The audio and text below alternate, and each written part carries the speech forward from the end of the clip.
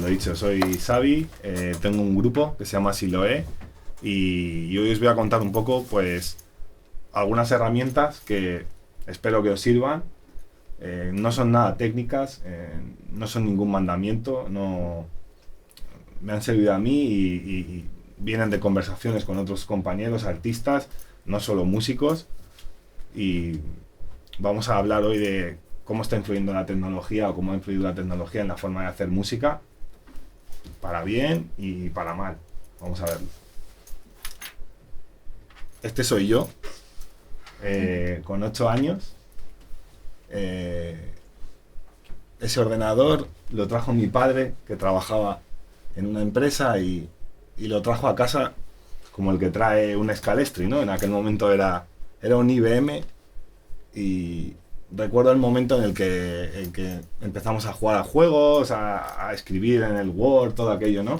Era la novedad. Estoy hablando del año, yo nací en el año 91, pues en el 99, 98 aproximadamente es cuando llegó ese ordenador. Yo no sabía todavía que evidentemente pues me iba a cambiar la vida, lo que iba a pasar con ese ordenador y en esa habitación, que a día de hoy es donde tengo el estudio, en la misma mesa y en el mismo sitio. Hice las audiciones para los Jackson 5, pero no, como visteis, no tenía el pelo afro, pero no me cogieron. Así que decidí, años más tarde, que ya os contaré, pues monté un grupo que se llama Siloé, en Valladolid, que es mi ciudad, con Fito, que es mi compañero, que es el cantante. Esto es en el Sonorama, en el año 2019, y a día de hoy pues es a lo que me dedico a mi grupo. Antes he sido productor, he sido músico para otros artistas, y todavía en este camino sigo aprendiendo, y os voy a contar un poco pues qué cosas me llevo de este viaje, ¿no? Este es mi grupo, Siloé, por si nos queréis luego stalkear un poco, que somos 3 ahora. Os voy a dar un poco, para mí, personalmente, bueno, la tecnología, para mí un violín también es tecnología. Lo que pasa que, bueno, la tecnología como estudio de grabación, para mí el primer momento a nivel personal que creo que la tecnología da un paso adelante es con los Beatles. Cuando los Beatles de repente deciden usar el estudio de grabación como un instrumento. Dicen, antes el estudio de grabación era un sitio donde iba la gente con la bata blanca. Era como todo muy técnico, ¿no? Parecían científicos. Y de repente ellos dijeron, no, vamos a usar el estudio de grabación como un instrumento, ¿no? Vamos a grabar una vocal, le vamos a dar la vuelta, a ver cómo suena, la vamos a poner delante, ¿no? De repente rompieron unas reglas que había ahí como muy académicas, ¿no? Las rompieron y creo que dieron ese primer paso para que el estudio de grabación fuese un instrumento, ¿no? Y además, para mí, la primera banda de música pop universal, ¿no? Conocido. En los 70 todo sigue evolucionando.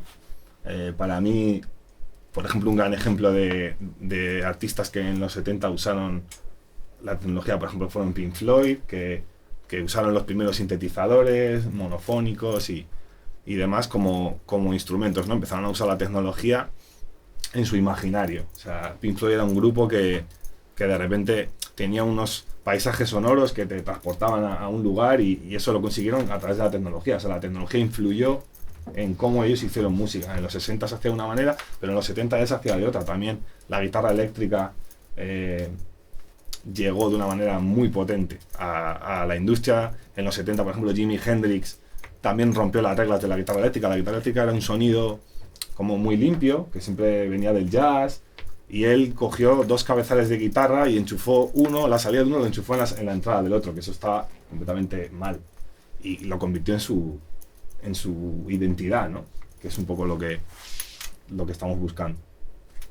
En los 80, por ejemplo, surgen las cajas de ritmos. Esto es la TR-808, que a día de hoy todavía están en todas las producciones que escuchamos. Y llega la caja de ritmos y de repente surgen nuevos estilos de música. Porque la caja de ritmos permite hacer música sin batería, permite hacer música sin un gran estudio de grabación, con un estudio más pequeño. Entonces, en esta década aparecen grandes discos como Michael Jackson, Depeche Mode o un montón de grupos que usan esa caja de ritmos que de primeras era una cosa como esto es de juguete, no es una batería de verdad, ¿no? Lo convierten en su identidad también. De nuevo, la tecnología influye en cómo hacer música, ¿no?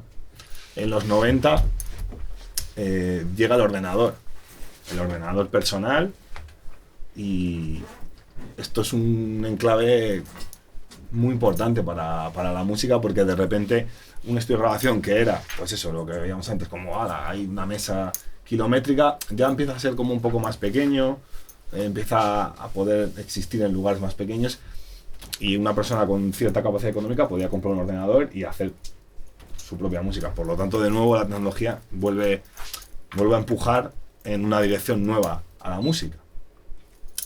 Los años 2000, que para mí, bueno, siempre se ha dicho que es como la edad dorada de la música, porque es un momento en el que confluye todo ese mundo analógico de los 60, 70, 80, de las mesas analógicas, de los previos, de todo ese también romanticismo de esa época, con la era digital en la que los ordenadores, pues, aparece Pro Tools, y de repente todo coge otro camino.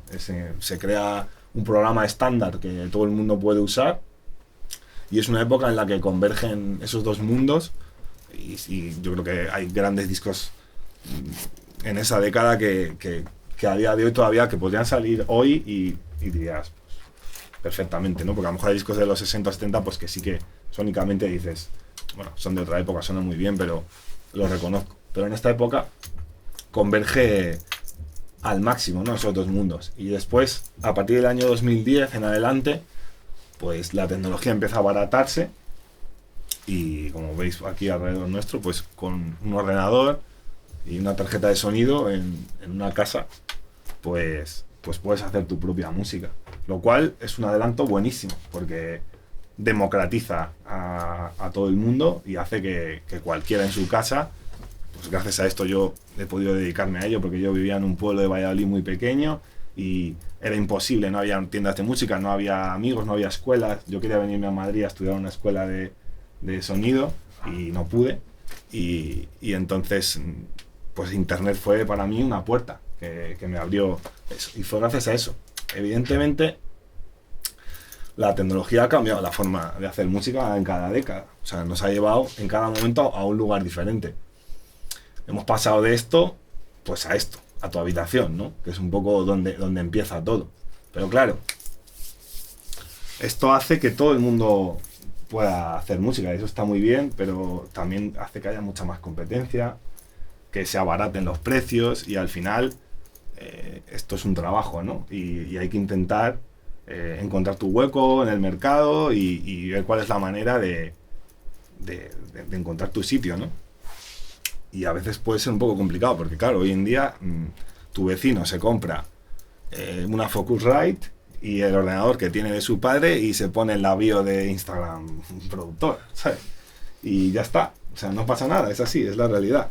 Y puede que sea el próximo Bizarrap o no, o realmente es una persona que está ahí jugando, que está bien, y eso es una variable que tenemos que tener en cuenta, porque hay un libro que os recomiendo, si podéis leer, porque hoy la charla tampoco se puede delayar mucho, pero se llama La muerte del artista, y os lo recomiendo el libro, y habla un poco sobre todo esto que está ocurriendo, ¿no? De que claro, si todo el mundo tiene acceso y puede hacer arte y puede hacer música, es muy bueno, pero por otro lado tiene unas consecuencias en el mercado que vamos a ver.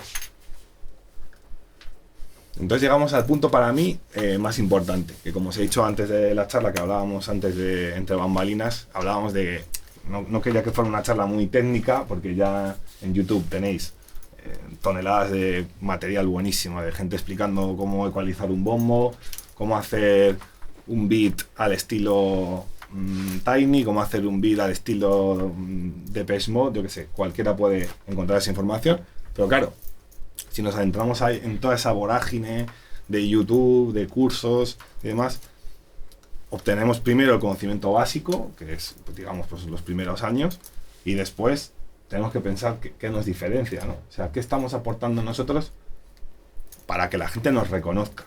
O sea, imaginaos, con toda la información que hay en redes, en Instagram, en internet en general, cuando vosotros cogéis el móvil, ¿cuándo os paráis?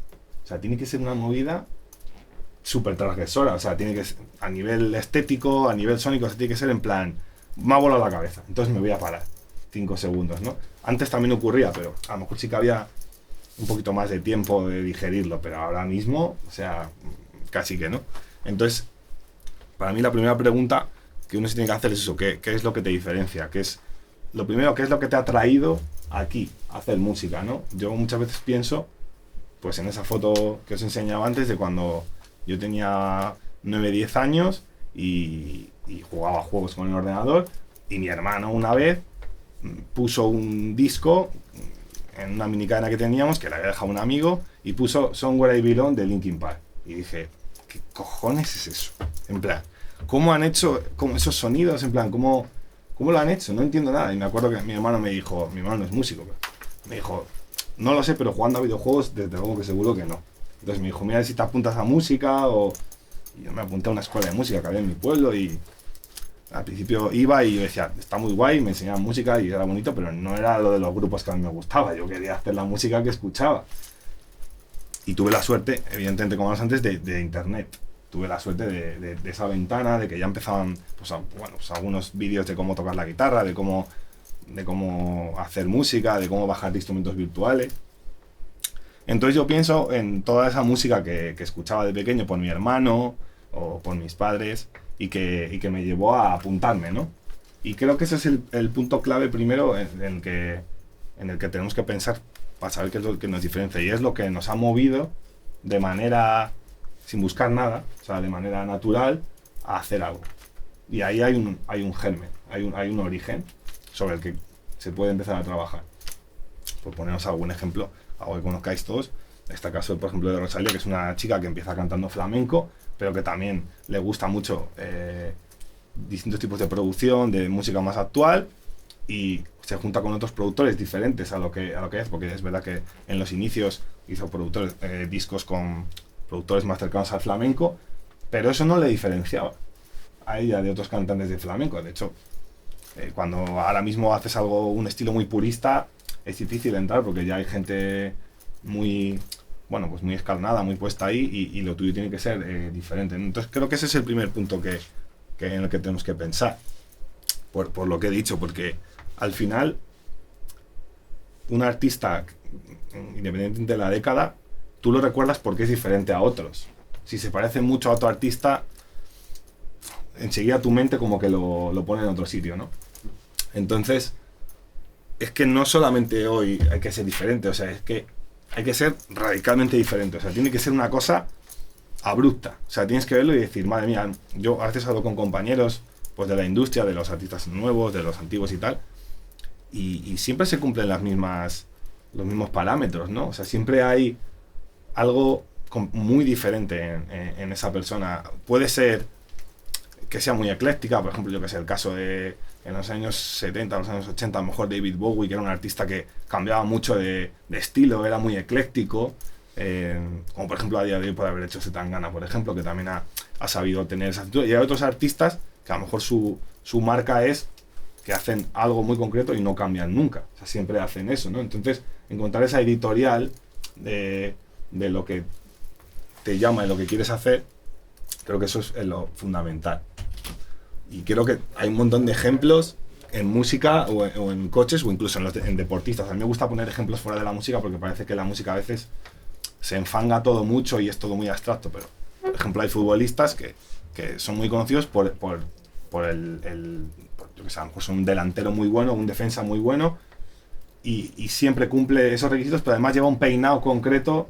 Siempre que dices, joder, mira, es Ronaldo, es no sé quién, siempre tiene algo que le diferencia, cualquier cosa, pero no es algo al azar. Muchas veces puede venir al azar, pero pasado el tiempo suele ser algo premeditado por el artista también, ¿no? Entonces, yo me pregunto eso muchas veces, en plan, estamos como muy obsesionados con el cómo, en plan, joder, ¿cómo puedo conseguir más seguidores? ¿Cómo puedo conseguir más dinero en mis producciones? ¿Cómo puedo conseguir tal? Pero el problema no es el cómo, el problema es el qué. O sea, ¿qué eres tú? ¿Qué es lo que estás vendiendo de cara a los demás? Porque es verdad que luego repito, como que en el mundo de la música, si usas palabras como por ejemplo vender, no sé qué, hay cierta gente que a lo mejor no le gusta porque le suena muy marketingiano y tal, pero es la realidad.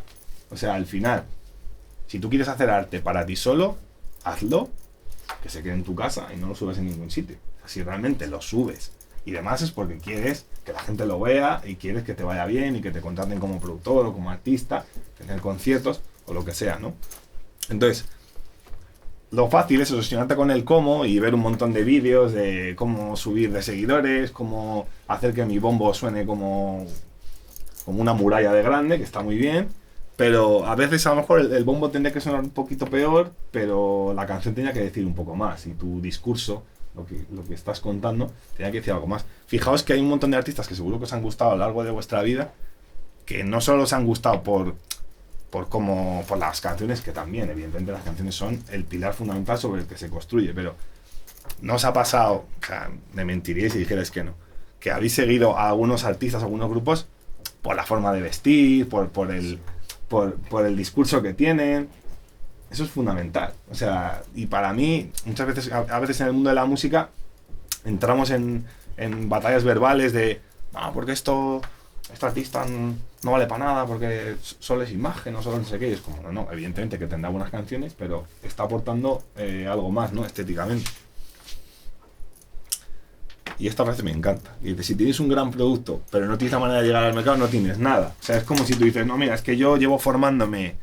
Esto pasa con todas las carreras, no solo con la música. Tengo 5 másters, he hecho 55 cursos de no sé qué, y no me llama a nadie. Y es como, ya, amigo, ¿sabes? Si tú tienes un Porsche y lo tienes aparcado en el garaje y no lo ve nadie, pues no vale para nada. Entonces, el primer paso también es relacionarte con el mercado exterior, salir fuera, conocer otros artistas, colaborar con ellos, de alguna manera preguntarte también cuál es tu discurso y cómo se lo quieres contar, ¿no? a la gente. Eso es importante.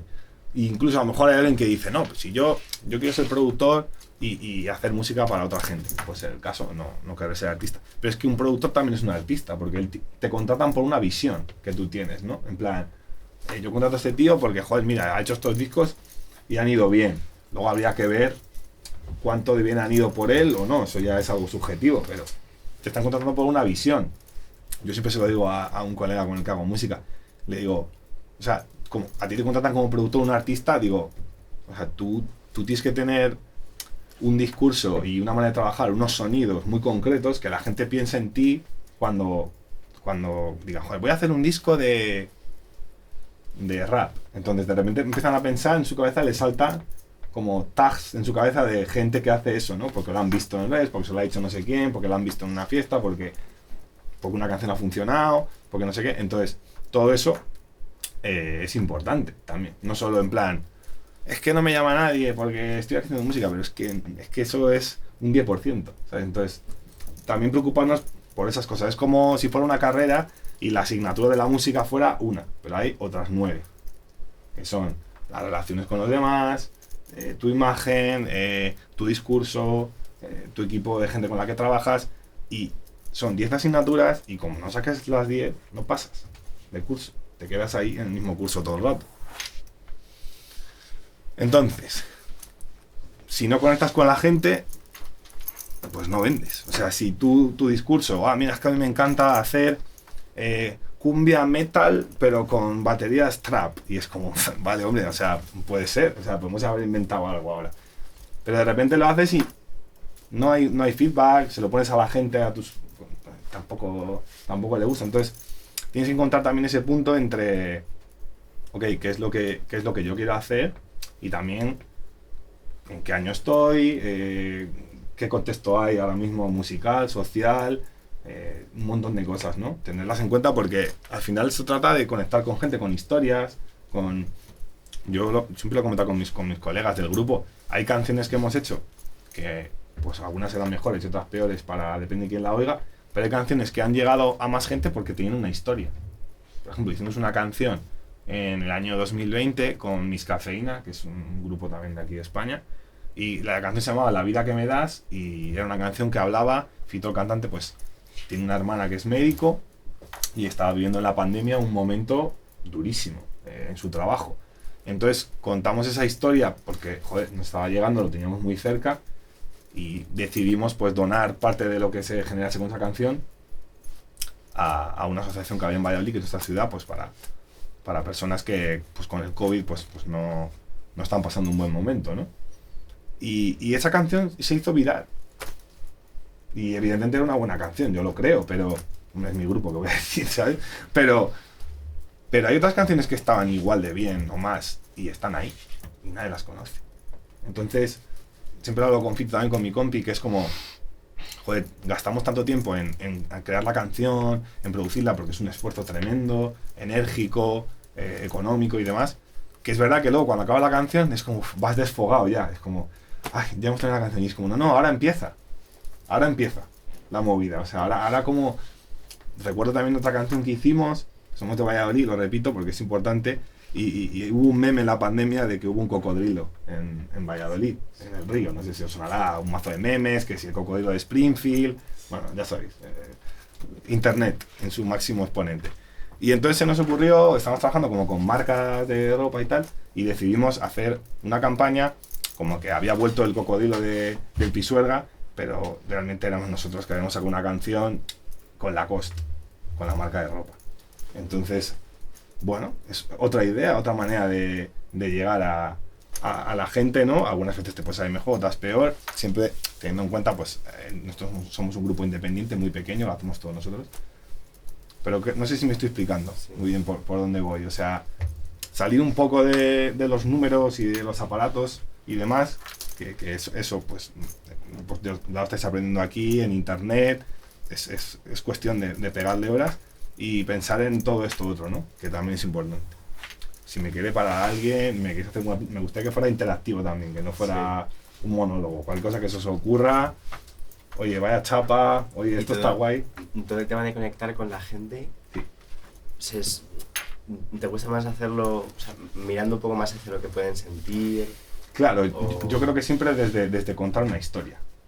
Cuando tú quedas con tus amigos, para mí todo empieza siempre lo decimos en lo pequeño, en lo íntimo. Cuando tú quedas con tus colegas a tomarte unas, ahora salís de aquí, habéis quedado con unos colegas a las 9 para tomaros unas. ¿De qué habláis? De historias. Oye, ¿has visto lo que le ha pasado? Mira lo que has pasado a Piqué, a Shakira, mira lo que le ha pasado. Eso es una historia. O sea, ¿de verdad me decís que el tema que saca Bizarrap con Shakira, qué pasa? ¿Que no tiene temas mejores él que ese? Yo creo que tiene temas que están mucho más guay que ese, pero es que ese tiene una historia tremenda por detrás. Y además una historia universal, porque ¿quién no conoce el fútbol? Nadie. Mi madre, que no conoce fútbol, no ha visto un partido en su vida, sabe quién es Piqué, sabe quién es Shakira, entonces sí, es universal. No tiene por qué ser siempre todo mediático, prensa rosa, puede ser también un caso como el que os he puesto nuestro, de una causa por la que vosotros decís, joder, esto me siento identificado con ello. Por ejemplo, nosotros hicimos una canción hace años para recaudar fondos para el volcán de La Palma, cuando ocurrió la catástrofe, y perdonad que me salga para enseñarlo porque me parece que me estoy tirando el moco, pero básicamente hicimos una canción para recaudar fondos para La Palma que ni siquiera salió en un disco, ni le dimos ninguna importancia ni nada. Y de repente ya nos levantamos por la mañana y Coldplay había puesto esta canción en su Instagram. O sea, fue una locura. O sea, nos explotó la cabeza. Somos un grupo, tenemos 15.000 seguidores en Instagram, o sea, somos muy pequeños. Pero esto fue, para mí, otra muestra de lo que os estoy contando. Nosotros hicimos una canción para recaudar fondos para La Palma con una ONG con la que llevamos años trabajando, que se llama World Central Kitchen, que es del chef José Andrés. Vamos, pero como el que hace, pues yo qué sé, cualquier acción, porque la sientes y la haces, ¿no? Pero había una historia detrás de la canción, ¿no? Y bueno, de repente un día, por la noche, estábamos en La Palma porque fuimos ahí a ayudar a la gente, estábamos dando comida a la gente, tocando para la gente que estaba allí pasándolo mal. El 28 de diciembre del 2021 fue, y de repente allí no había mucho internet y recuerdo que de repente miramos el móvil y tenía como 750 WhatsApps, que era como, o sea, yo no tenía más de 50 WhatsApps seguidos nunca, ¿sabes? Y fue como, pero ¿qué es esto? O sea, no tiene sentido, ¿qué ha pasado? Pues ellos también formaban parte de la ONG, vieron la canción les gustaría, digo yo, o algo, no sé. Y la compartieron.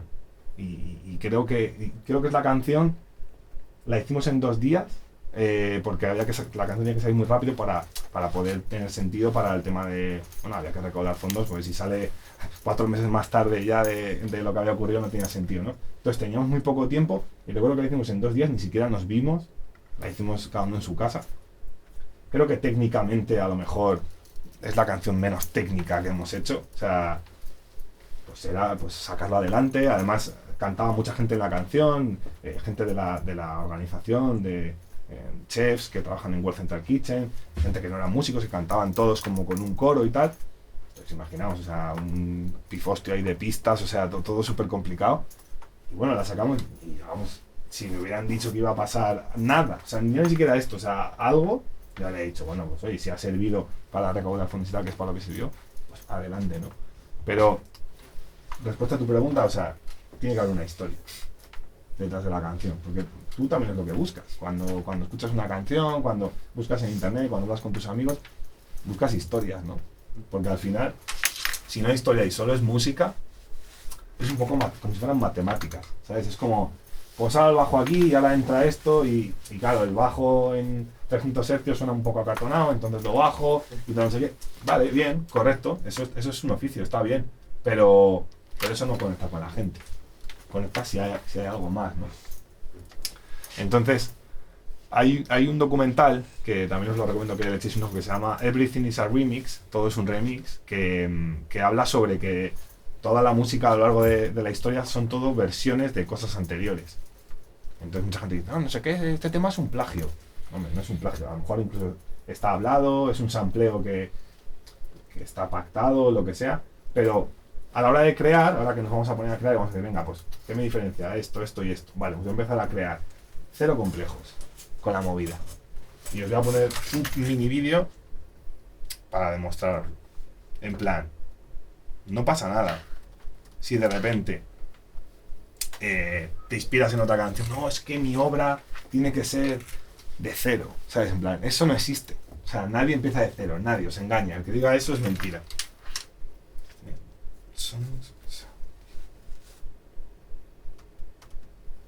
Vale.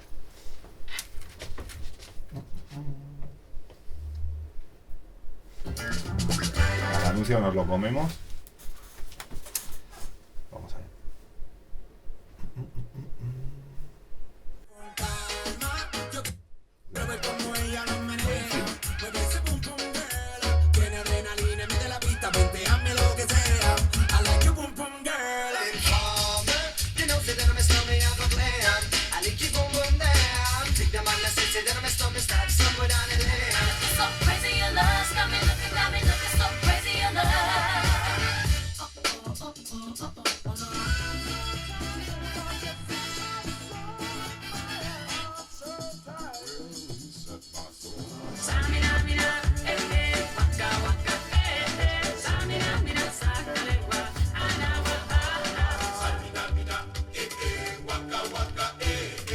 Ojo, ojo a esto. O sea, un disco de música folk africana del 86.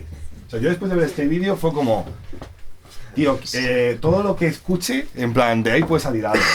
Era como, ¿sabes? De repente, de hecho, hay un grupo en mi tierra en Valladolid que se llama Celtas Cortos, que es de toda la vida, un grupo de rock de toda la vida, que el flautista nos contó que parte de las melodías de Celtas Cortos, algunas de las melodías de flauta y de violín, que son míticas, en plan, de toda la vida que han sonado los 40 principales, eran canciones anónimas de músicos irlandeses, que son canciones que no tienen derechos de autor ya.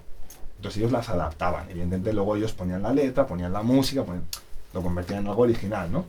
Pero fíjate, ¿no? Alguien a lo mejor con complejos no haría eso. No, es que esta obra ya existe. Y es como, no, pues si esa obra existe y tú puedes absorber algo y hacerlo diferente con lo tuyo, ¿por qué no? No os voy a poner muchos más, pero mola esto, ¿eh? O sea...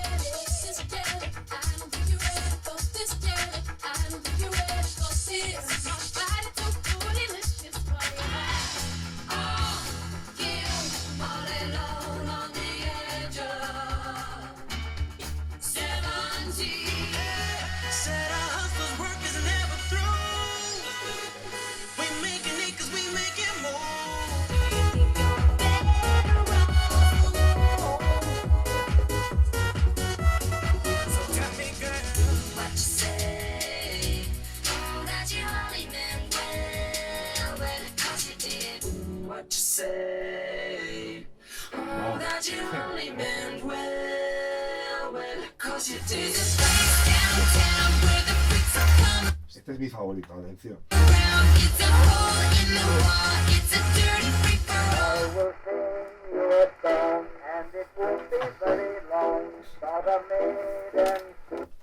Es con este y ya está. O sea, game over con este, ¿sabes? Entiendo que la mayoría tiene licencia, o sea, son discográficas gordas que pueden permitirse pagar. No del todo, porque de- esta canción es de los años... del año 1893, por lo tanto es libre de derechos Sí, de eso, autor. o sea, claro, no. Ya. Claro, pero creo que el límite... Son 150 años, ¿no? No, es menos.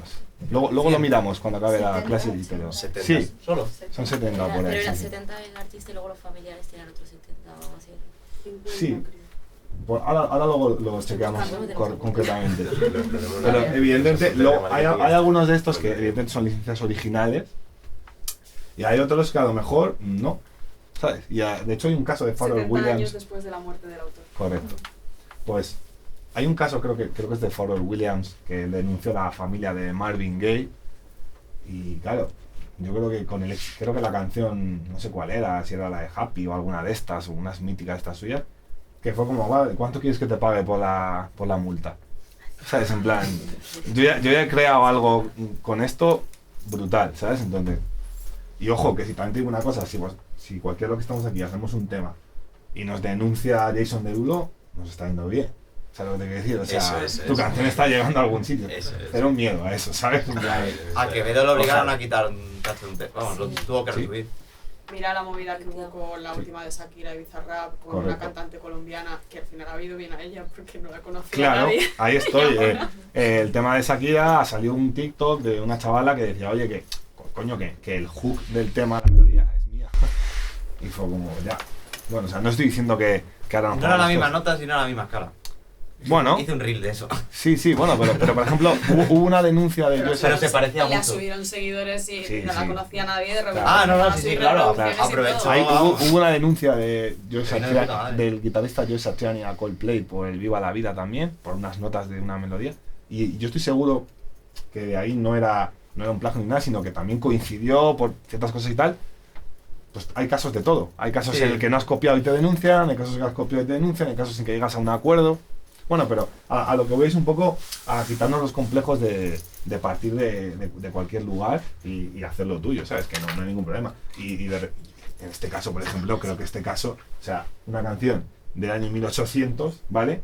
Que la transformes en eso otro, yo creo que la visión que hay que tener para hacer eso es lo que te hace diferente.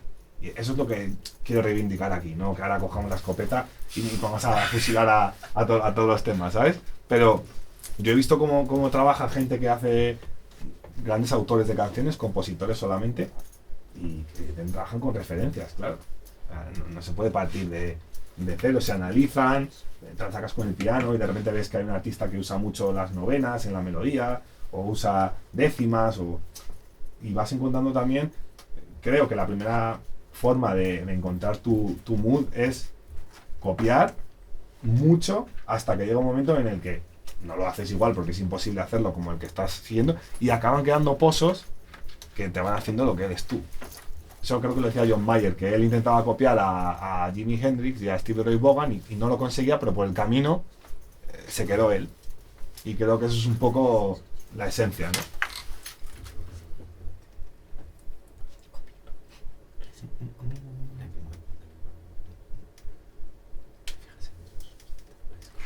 Vale, eso sobre el vídeo. Entonces, ahí partimos de eso, ¿no? Si tú empiezas a hacer música, tanto como productor como artista, repito, o sea, da igual porque para mí es lo mismo. Uno tiene la voz cantando y el otro tiene la voz a través de los sonidos, que todavía pienso que es como más complicado, ¿no? Porque el que nace con una voz, pues de alguna manera, genéticamente esa es la voz que tiene. Entonces la puede cambiar un poquito, tal, pero si la trabaja y demás, su marca va a ser la voz. Pero luego está un productor que no pone voz, a través de aparatos y instrumentos y tal, tienes que encontrar tu voz. O sea, es como, creo que es todavía un reto más difícil, ¿no? Entonces, ¿cómo hacer eso para que la gente te recuerde, ¿no? Al final, si pensáis en artistas que os gusten, siempre hay como 2, 3, 4, 5 elementos sónicos y estéticos que se repiten todo el rato. Entonces, yo creo que se pone a hacer una canción y de repente dices, voy a meter, o sea, ¿esta canción qué es? Pop rock, vale, pero le voy a meter mi movida. ¿O qué canción es esto? Flamenco, vale, pero le voy a meter las cosas que siempre hago en todas las canciones. Entonces, si no haces eso, ¿qué pasa? No pasa nada. Puedes hacer música, y yo he hecho música de todos los estilos, y para ganarme la vida, y oye, un cliente te pide no sé qué y se lo haces. También hay que ser un profesional de saber cómo estás trabajando con un cliente, qué es lo que quiere el cliente. Pero si tú quieres también trascender y como productor tener un sonido propio, si tú no te diferencias, o sea, lo que no se diferencia pierde valor para el cerebro de los demás. Entonces, si tú, por ejemplo, dices, voy a hacer, por ejemplo, beats de música urbana, pero con guitarras españolas, todo, y con pianos en plan Rhodes, ¿vale? Y lo voy a meter todo el rato, eso, en todas las canciones que haga. Y voy a llevar un pañuelo rojo colgado aquí, todo el rato. Pesado. O sea, vas el domingo a comer con tus padres con el pañuelo. Y ¿dónde vas con el pañuelo rojo? Calla. En plan, tu movida.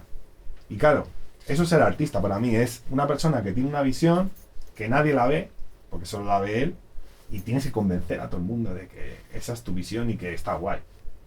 Y entonces la gente, luego, si tú vas consiguiendo que eso vaya entrando en distintas canciones, en distintos lugares, en distintas estéticas, pues luego si te va bien, la gente dirá, tendrá el sesgo de pensar, como ha hecho esto, le ha ido bien, y te copiarán, ¿sabes? Si tú copias lo que ha hecho otro al 100%, pues voy a copiar la forma que tiene de vestir al 100%, los sonidos que tiene, le voy a copiar el bombo, la caja, el bajo, todo igual. El problema que tiene eso es que tú no vas a tener el mismo resultado que él. O sea, porque eso es un sesgo mental que tenemos. Es como me compro las zapatillas de Cristiano Ronaldo y meto los goles de Cristiano Ronaldo. No. Eso no es así. Y en la música tampoco, lo siento, no es así. Pero sí que te puedes fijar como en la estructura, ¿no? De lo que hace. A lo mejor, pues si él lleva, pues el otro día, yo no sé mucho de fútbol, pero me gusta poner ejemplo de fútbol porque todo el mundo lo conoce. Me dice un colega que Benzema, el jugador del Madrid, se partió una vez un dedo, no sé qué le pasó, que me corrija si es futbolero de aquí, y entonces llevaba como pues una venda que le pusieron y llevaba estos dos dedos así. Fue pasando el tiempo y por lo que sea, cuando llevó la venda en los dedos, ganaron muchos partidos. O sea, les fue muy bien. Entonces se la dejó puesta, porque ya era como su movida, era su estética. Y cuando le han dado el Balón de Oro, llevó las vendas doradas, cuando fue a recogerlo, ¿no? Es una chorrada, o sea, es simple, pero es su movida.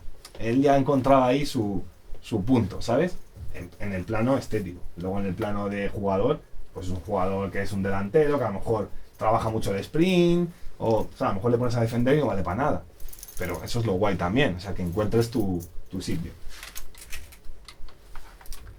Lo que os hablaba, ¿no? ¿Cuál es ese elemento, tanto sónicamente como estéticamente, que puede permanecer contigo todo el rato? O sea, que digan, pues el de las vendas, el de no sé qué, ¿no?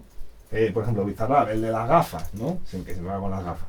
Que seguro que cuando empezó le decían, pero quítatelas, que estamos dentro de un sitio, quítate las gafas, ¿no? Pero era su movida. Pues eso es lo que tenemos que buscar. ¿Por qué?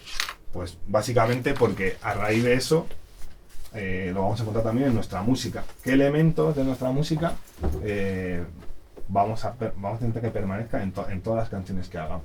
En mi caso, por ejemplo, yo, como os he enseñado antes, empecé haciendo música con el ordenador, empecé con el Fruity Loops, como todo el mundo, que era gratis, y empecé haciendo bases, porque me gustaban mucho los grupos de los 2000 que mezclaban pues el rock con el rap, con la electrónica. Me gustaban esos grupos que eran como fronterizos. Entonces yo me vi haciendo bases en Fruity Loops, pero yo iba a clases de guitarra, y en el circuito de productores de rap de aquella época nadie tocaba la guitarra, era raro que alguien tocara la guitarra haciendo rap. Entonces me di cuenta de que tenía que meter la guitarra todo el rato en todo lo que hiciera. En plan, ok, estaba haciendo una banda sonora para una cosa que me encargaron de un cortometraje, meto la guitarra. Y así todo raro.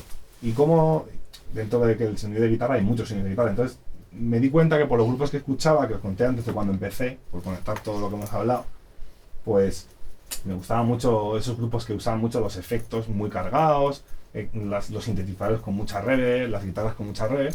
Entonces dije, ok, pues voy a hacer, en todas las canciones que meta, voy a buscar el sitio para meter una guitarra con mazo de reverb y un teclado con mazo de reverb, y que eso, por el paso del tiempo, pues sea lo que yo hago. Evidentemente, puedo hacer otras cosas, tengo la capacidad, igual que vosotros, pero me pongo pesado con eso, para intentar que sea lo que me diferencia, ¿no? Entonces, por ejemplo, os voy a enseñar una idea que he hecho ahora mismo. He cogido un loop de batería que tengo una carpeta aquí que veis que pone Signal to Drum Sound. Vale, pues entonces yo meto ahí mis sonidos de bombo, de caja que creo que me representan, creo que molan, y los intento meter todo el rato, en todas las canciones. Lo repito todo el rato. Hay canciones en las que entro un poquito más y canciones en las que entro un poquito menos.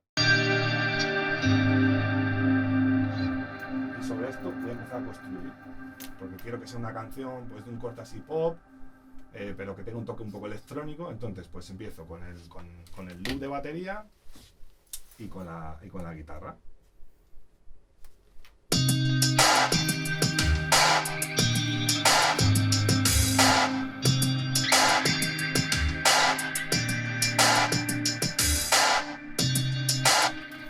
Y aquí es cuando ahora empiezo a buscar que en los huecos que queden introducir la estética que me han pedido en la canción o que yo quiero meter. Por ejemplo, en este caso quiero que el bajo sea electrónico, que sea un poco más secuenciado, ¿no? Entonces, pues meto un bajo que lo he metido aquí con el tecladito.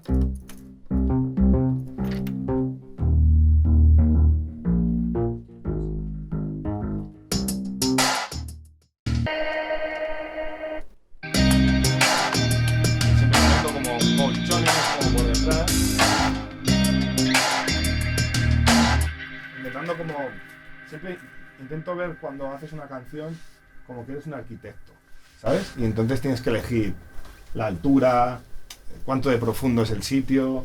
En este caso yo me lo imagino, porque soy muy sinestésico y tal, me imagino esto pues como un hall muy grande con el techo muy alto, imagino colores y demás, e intento repetir esa estética siempre en todas las canciones que puedo tanto de mi grupo, evidentemente, porque ahí tiene que ser todavía más exagerado, como incluso cuando trabajo para otra gente.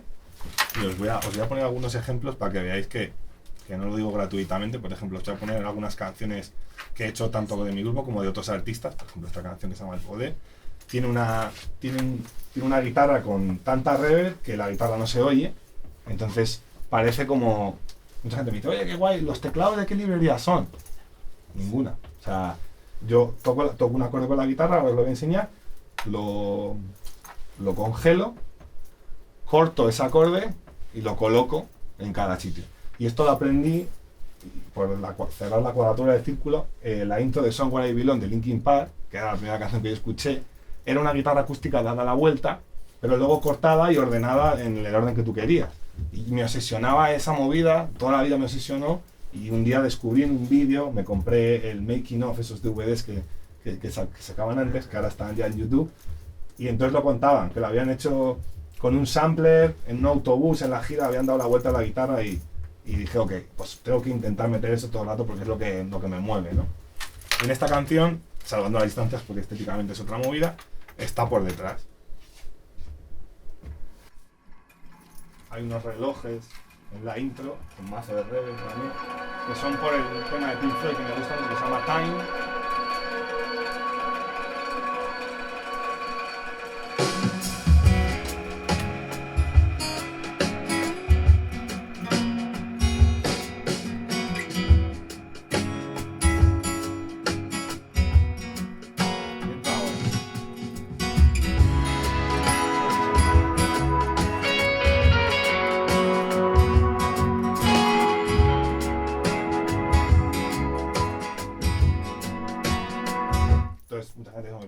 Qué guay, ¿qué librería es del Contact? Digo, ninguna. O sea, tienes que intentar hacer tú tus propias librerías, entre comillas, ¿no? Más ejemplos que tengo así, que os puedo enseñar.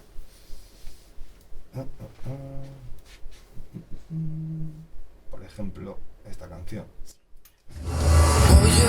Es de mi grupo también, es otra estética, pero también hay ese sonido como por detrás todo el rato como muy cargado de la vida una vez más. Hoy te doy desde el balcón lo que no tengo. Y tú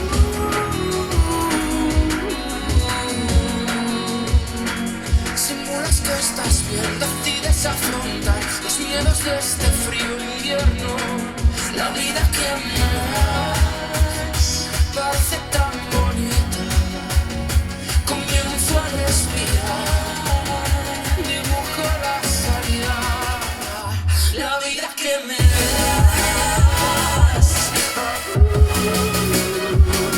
la vida que me das.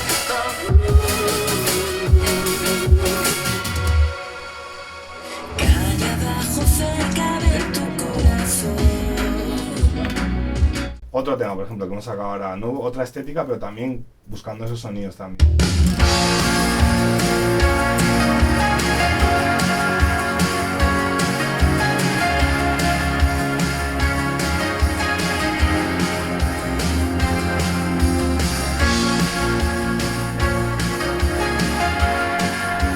Conclusión, ser un pesado. O sea, elegir una movida y decir, a muerte con esto. Evidentemente que por el camino habéis visto que hemos pasado por distintas estéticas, por distintos momentos de la música también, y los grupos evolucionan, los artistas evolucionan, pero hay como un concepto de, en mi caso, de la reverb y el delay y los efectos, y usar el efecto como algo creativo, como algo que forma parte de mí.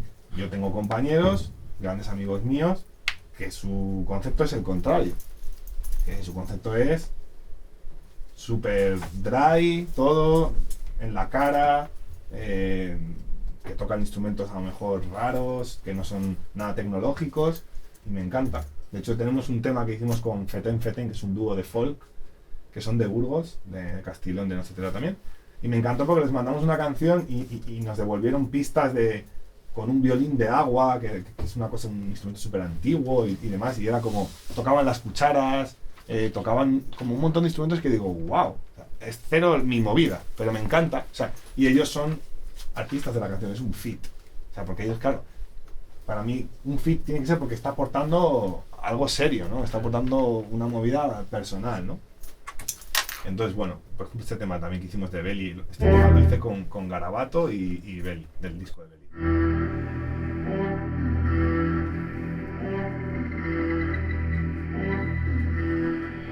Mírame, dime si me ves igual que la luz tras el cristal. Yo subido en la espiral, ¿tú qué crees que todo está normal?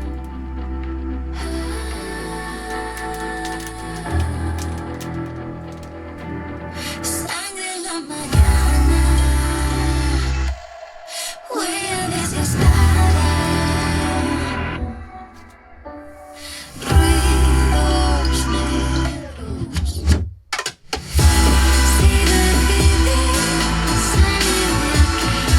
no fue por ti.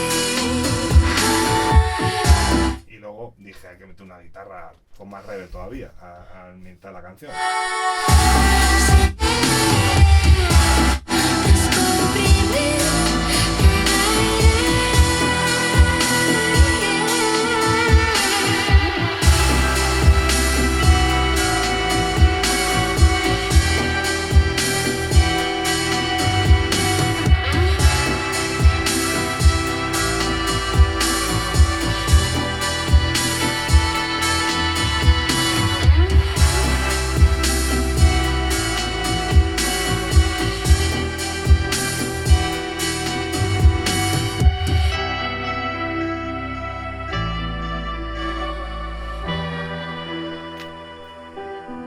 Entonces, bueno, insistir, también habéis visto que como a veces se corta su voz y suena como con mucha reverb y eso lo hacemos, cortas la sílaba que quieres porque si no, si metes toda esa reverb durante todo el tema, la voz emborrona todo y queda muy feo, ¿no? Entonces busco la palabra donde quiero que suene así, la corto, la pongo en otra pista, le pongo la reverb a muchísimo y parece como que de repente la canción se abre un montón y luego vuelve otra vez a cerrarse porque vuelve a la pista anterior.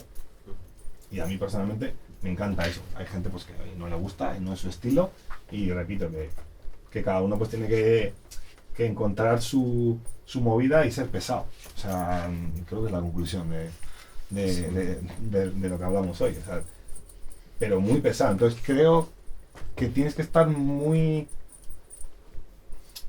¿Cuál es la palabra? Tienes que estar muy convencido de eso que vas a hacer, ¿no? Porque al final lo va a ver otra gente, ¿no? Y te van a juzgar y te van a decir... Yo me acuerdo una vez tocando en la Galileo, hace 4 años, vino un periodista, que no voy a decir el nombre porque esto va a estar en YouTube, y... no, pues no. Pero dijo que le quitáramos reverb a todo. Porque tocábamos en la Galileo, que no estábamos en el Wanda. Nos dijo, hombre, no, que no os flipéis, ¿no? Y es como, no. O sea, yo voy al Libertad 8 a tocar, o a la Joy Slava, y yo le metemos a la voz mazo de reverb, a los pianos mazo de reverb, a la guitarra a tope, y esa es nuestra movida. Entonces, si no te gusta, pues una pena, no eres la persona para escucharnos. De verdad que hay un montón de música sin reverb que puedes escuchar. Os habéis dado cuenta que he sido muy pesado y ya es un concepto, ya os reís, o sea, ya es un chiste, ya es un meme. Entonces, para mí, que esto creo que lo dijo Bumburi, no sé quién lo dijo, si no pueden hacer una caricatura tuya, no tienes personalidad, ¿sabes?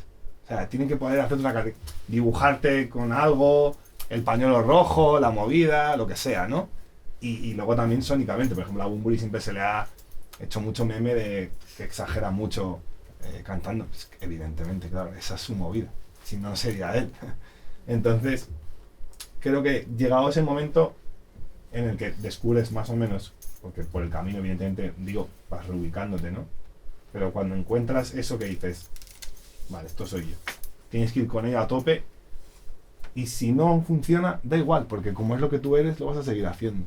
Entonces yo muchas veces cuando hago música para otra gente o con mi grupo digo, hostia, si me pagan, digo, si es que si se dieran cuenta que yo haría gratis esto, ¿sabes? O sea, porque lo haría gratis, porque me gusta, porque yo soy eso, ¿no? Pero evidentemente también hemos hablado, esto es un mercado y hay que también encontrar nuestro sitio, hacernos valer y demás. Pero como conclusión decir que encontremos lo que somos cada uno, tanto sónicamente como estéticamente como en el discurso, y hacer muy pesados con ello. Hasta aquí sería la charla.